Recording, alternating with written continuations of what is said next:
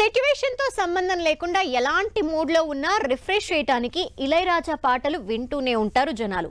కానీ ఇప్పుడు ఆ ప్లెజర్ కాస్త ప్రెషర్ అవుతోంది. ఇళయరాజా మీద ప్రేమతోనో లేక ఇళయరాజా పాట పెడితే సూట్ అవుతుందనో మైలేజ్ వస్తుందనో తమ సినిమాలో ఇళయరాజా పాటలు పెట్టుకున్న వాళ్ళు ఇప్పుడు కోటల చుట్టూ తిరగాల్సిన పరిస్థితి వచ్చింది.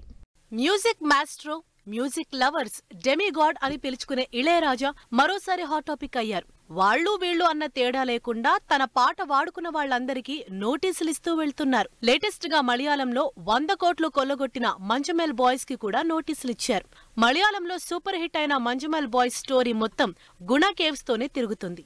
దాంతో సినిమాకి యాప్ట్ అవుతుందని కమల్ హాసన్ ఇళయరాజా కాంబినేషన్ లో వచ్చిన గుణ సినిమాలో నుంచి కమ్మని నీ ప్రేమ లేఖనే పాటని సినిమాలో వాడుకున్నారు. దాంతో నా పర్మిషన్ లేకుండా, నన్ను అడగకుండా నా పాటని ఎలా వాడుకుంటారంటూ మంజుమల్ నిర్మాతలకి నోటీసులిచ్చారు ఇళయరాజా. ఇళయరాజా నోటీసులివ్వటం ఇదేం ఫస్ట్ టైం కాదు. నిజానికి తన పాటల విషయంలో అసలు ఎంత పెద్ద స్టార్ అయినా, ఎంత క్లోజ్ ఫ్రెండ్ అయినా ఇళయరాజా సహించారు. అలా తనకి బాగా క్లోజ్ అయిన బాలసుబ్రహ్మణ్యంతో సహా రజనీకాంత్ సినిమాకి కూడా ఇలాగే నోటీసులిచ్చారు.